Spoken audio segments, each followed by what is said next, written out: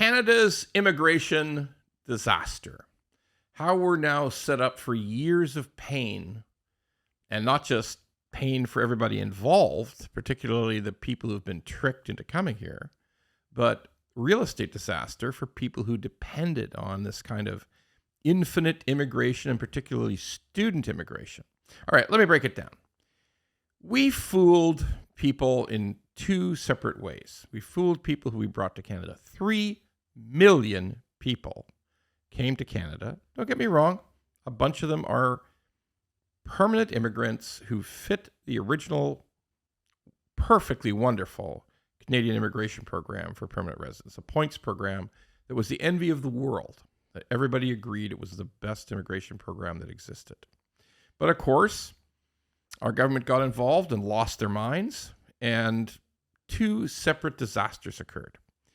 A international student fiasco of incredible proportions. Now, the government in Ottawa likes to say, well, wait a second, that's not us. That was, we have an arrangement with the provinces where we just approve every student visa.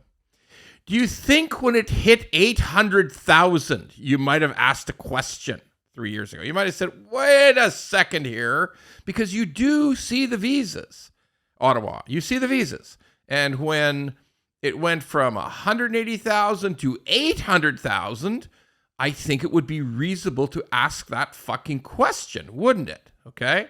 But no, nobody asked. They just kept coming. Another 800,000 came the next year.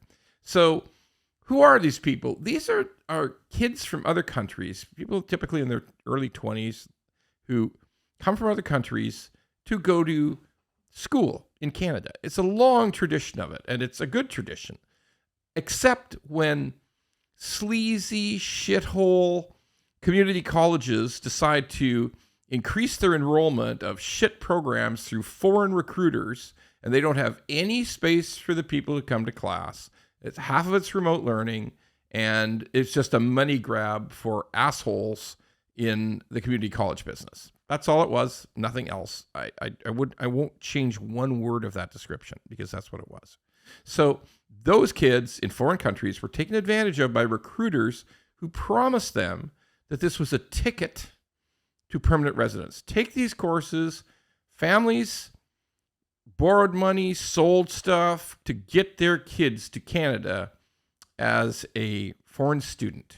And guess what? It was all bullshit. Everything about it was totally different than the old program, which was almost exclusively 4-year university courses at recognized universities.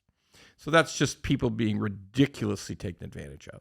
Okay, what was the other shit program? Temporary foreign workers. Temporary foreign workers, which traditionally had just been at the high tech level, just to fill in when we just couldn't get enough people into those spots, and also for agricultural workers. Because the truth is, there's no Canadian wants to pick strawberries or grapes or any of those things in the summer. No matter what you pay, they don't want to pay them. And let's face it, we all want cheaper strawberries. So, and the program worked. People from the Caribbean, people from Mexico and South America who wanted to come here and work for those wages for that temporary amount of time, made a bunch of money, sent it home, went back when it got cold. Always an advantage in Canada to leave when it gets cold. And that program has been working for decades. It's been working perfectly. But no, the federal government succumbed to fucking nonsensical bullshit from son of a bitch employers and small business people and some medium-sized business people who wanted cheap labor. Like, why would we need foreign workers for Tim Hortons, Canadian Tire, warehouses? Fuck, no, it's nuts. It's absolutely nuts. But guess what? Our government believed fake reports, fake applications, all kinds of nonsense, and let an extra hundreds of thousands of these people in just to provide cheap labor for asshole business people who took advantage of it. That's what it was, 100%. What does that do? It suppresses wages for Canadians. Now, why in the world was it almost impossible for the last 2 summers for students, high school students, to find summer work? Because it was taken up by foreign workers. Again, tricked into thinking that this would be a means to qualify for permanent residency, which was completely untrue. It was a trick to get cheap labor. In some cases, it was such an evil trick that the employer was showing them as being paid full wages and then getting this poor foreign worker who they effectively controlled, like indentured servitude, to kick back some of their pay to the employer. Yeah, it was that bad, this stupid program. Our completely incompetent government should have figured this stuff out in the first year. I figured it out in the first year. Thousands of other people figured it out in the first year. It took them 3 years in Ottawa to figure this thing out. Yeah, I get it. They blame everybody else. But at the end of the day, don't blame the people who got tricked. Don't blame the international students. I know there's a great desire to blame the temp workers, to blame the international students. We all want to be mad at somebody who we think took away jobs or we think came here under false pretenses. They just wanted the same shot your parents and grandparents and maybe even yourselves got to come to Canada, leave a foreign country, come to Canada and live here permanently. That's all they wanted. And some of them made huge sacrifices to do it. So never be mad at them. Be mad at stupid governments, be mad at evil employers, and be mad at sheer incompetency. There's a real estate angle to this.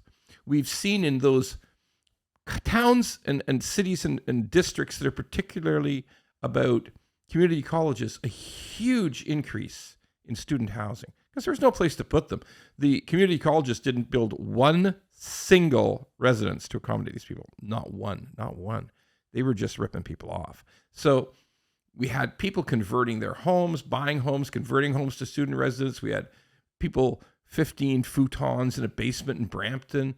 We had just excesses to try to accommodate this vast surge of 3 million people who came over 3 years.